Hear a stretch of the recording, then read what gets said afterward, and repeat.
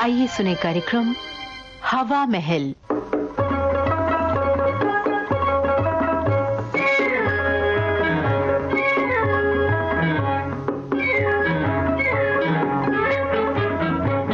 श्रोताओं, आज के हवा महल में आपको सुनवा रहे हैं एम.एल. गौड़ का लिखा रूपक 3 रंग, निर्देशक पुरुषोत्तम दारवेकर।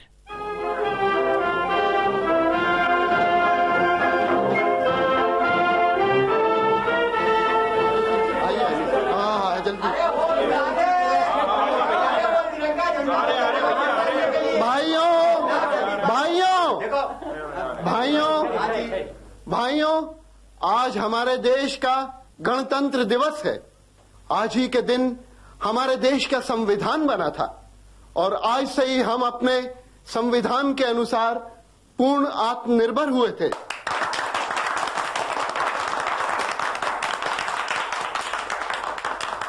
आज के हर्ष और उल्लास के साथ आपको एक खुशखबरी ये सुनाना चाहता हूं कि आज का झंडा वंदन हमारे गांव के सबसे बुजुर्ग व्यक्ति के हाथों होगा, जिन्होंने स्वतंत्रता संग्राम की धधकती ज्वाला से लेकर स्वतंत्रता की शीतल बयार तक देखी है। और वो व्यक्ति हैं हमारे गांव के माधव सिंह।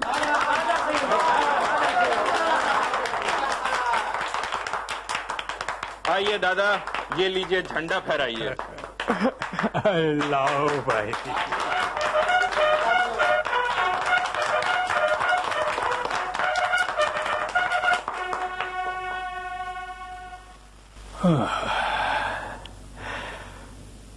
इन तालियों की आवाजों के साथ याद आता है वो शोरगुल।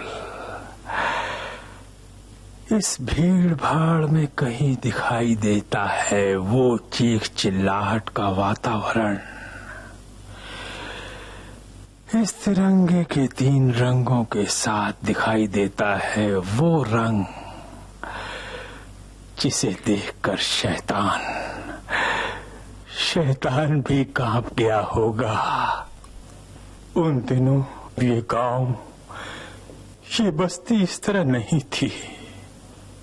खेतों की बालियां भी हवा में लहराने से डरती थीं। गांव के पनघट पर मरघट की तरह मुर्दनी छाई रहती थी। हमसे खेत का लगान तक नहीं दिया जाता था। एक बार गांव में अचानक भगदड़ मच गई। माधव भैया। क्या है किशन? माधव भैया, कलेक्टर साहब आए। क्यों भैया, और क्या बवाल आने वाला है? बवाल क्या, लगान वसूल करने आए। अरे मारे गए। अरे भैया, यहाँ खेतों में बोने को तो दाने नहीं, और लगान कहाँ से लाएं? चाहे जो हो भैया, लगान तो देना ही पड़ेगा। तुम खेत में चाहे घास उगाओ, पर लगान वसूल करना इन अंग्रेजों का कर्तव्य है। उन्हें हमारे सुख दुख से क्या लेना देना? अरे पर तुम कहाँ जा रहे हो? वो फिलहाल सुखदेवी के यहाँ है। सुखदेवी? हाँ। अरे वो बेचारी कहाँ से लगान देगी? पिछले 2 साल से तो फसल पाला मार गई है। एक तो बेचारी अनाथ बेसहारा विधवा, ऊपर से लगान की मार।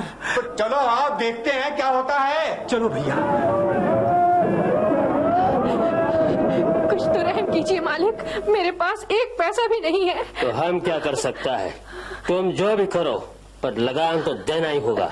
मैं आपसे अपने बच्चों की भीख मांगती हूँ। मैं बच्चों को वक्त की रोटियां तक नहीं दे पाती। हम कुछ नहीं जानता। तुम बच्चों को जला दो, फेंक दो नदी में, और आज ही हमको तुम्हारा लगान का पैसा मांगता है। माधव भैया, किशन भैया, कुछ तो समझाओ इन्हें। साहब, कुछ तो दया कीजिए। पिछले ही साल बेचारी का पति टीबी से मर गया। घर बार देखने वाला भी कोई नहीं है। इस साल अच्छी फसल आई तो थोड़ा थोड़ा करके चुका देगी साहब। थोड़ा थोड़ा? तुम कौन होता है मैन बोलने वाला? साहब, तुमको इतना दर्द है तो तुम ही क्यों नहीं देता उसका पैसा? अरे मैं दे सकता साहब, तो आपसे इतनी बात ही क्यों करता? तुम हमसे इतना बात करता है मैन? हम तुमको सबक सिखाएगा। सिपाही, ला साले कोड़े। मारो, और मारो, ताकि तुम्हारे अत्याचार के दिन भी खत्म हो जाए। जाने दो साहब, जाने दो। मैं माफी मांगती हूँ साहब। ओ यू, एक तो पैसा नहीं देता और ऊपर से बगावत करता है। चलो आओ गांव में, आज सालों को मार मार कर मुर्दा बना दो। और तुम सुनो सुखदेवी, आज शाम तक कुछ भी करो, पैसा लेकर हमारे पास अनाज मांगता है।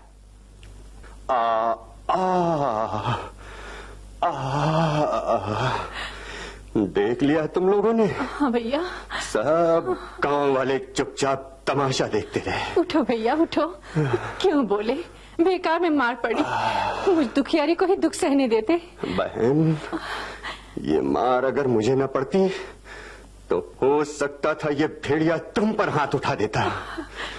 लेकिन कोई बात नहीं, मैं भी आज से कसम खाता हूं कि इस गुलामी की जंजीर को तोड़कर रहूंगा। इस गुलामी की जंजीर को तोड़कर रहूंगा।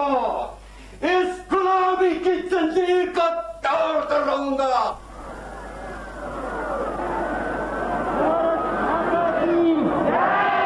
महात्मा गांधी की।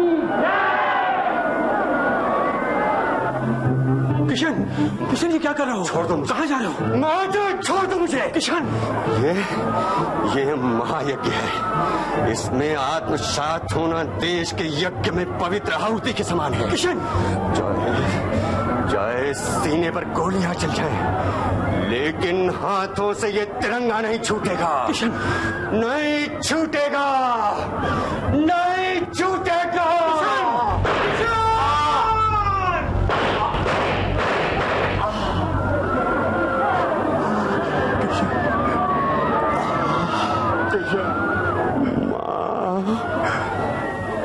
भगवान ने इतनी कम उम्र क्यों लिखी थी? नहीं। काश मैं तुझे आजाद देख सकता। कोई बात नहीं। तू आंसू मत बहा माँ। तेरे करोड़ों लाल तेरे लिए खड़े हैं माँ। तू आंसू मत।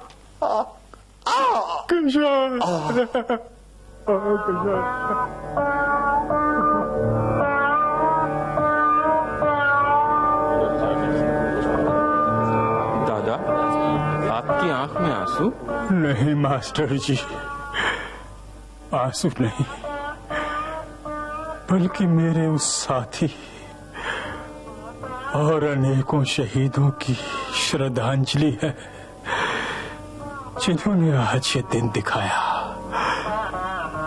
काश आज वो यहाँ होता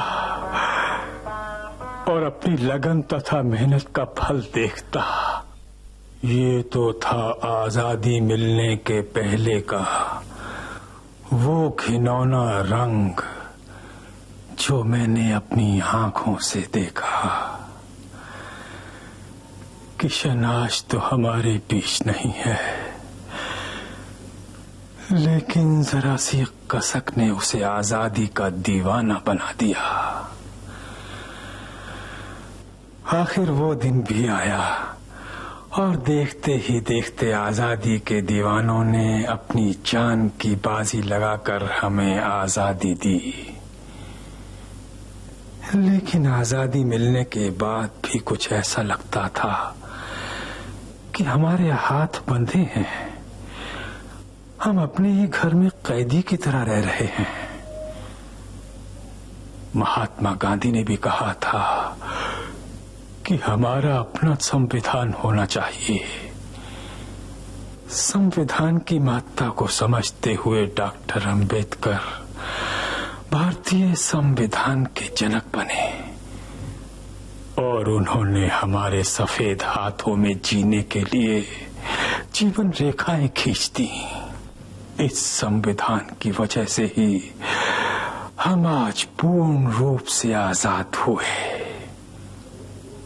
बाद में पंचायत राज आया और ये उस संविधान का ही परिणाम है कि एक समय जो सुखदेवी अंग्रेजी हुकूमत से कांपती थी, वही सुखदेवी हमारी गांव की ग्राम पंचायत की पहली मेंबर हुई।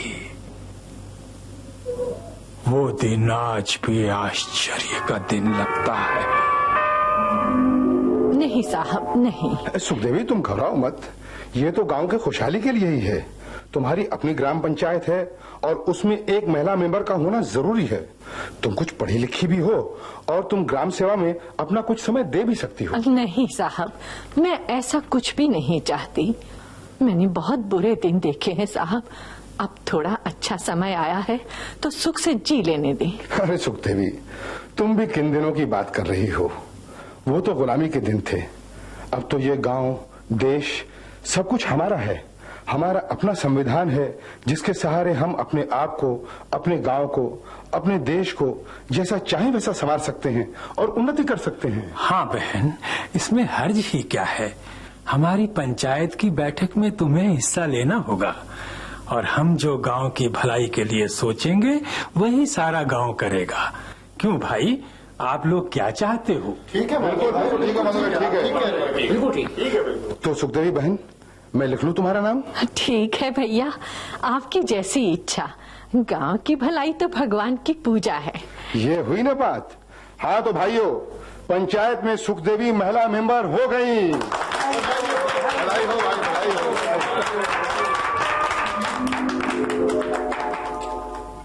इस संविधान के कारण ही हमने अपने जीवन को संवारा और आज इस देश में अनेक पंथ, अनेक भाषाएं होते हुए भी सब एक दूसरे की कद्र करते हैं। इस देश में अनेक धर्म अपने अपने सिंहासन पर बिना किसी भेदभाव के विराजमान हैं। संविधान की इस विशेषता के कारण ही आज अपने पड़ोसी देशों से हमारे अच्छे संबंध हैं।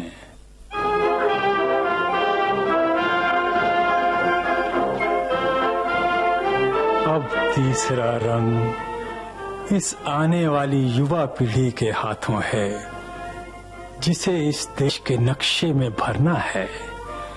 उनके प्रयासों से हम आने वाले दिनों में संसार में आत्मनिर्भर राष्ट्र कहलाने के योग्य हो सकते हैं।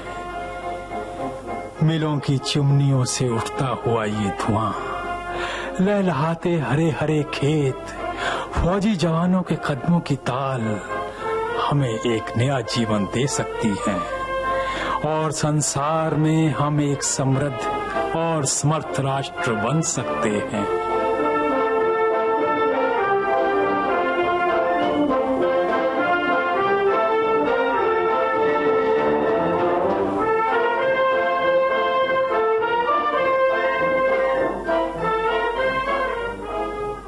हवा महल में अभी आप सुन रहे थे एमएल गौड़ का लिखा रूपक 3 रंग। इसके निर्देशक थे पुरुषोत्तम दारवेकर। अब आज का हवा महल कार्यक्रम समाप्त होता है।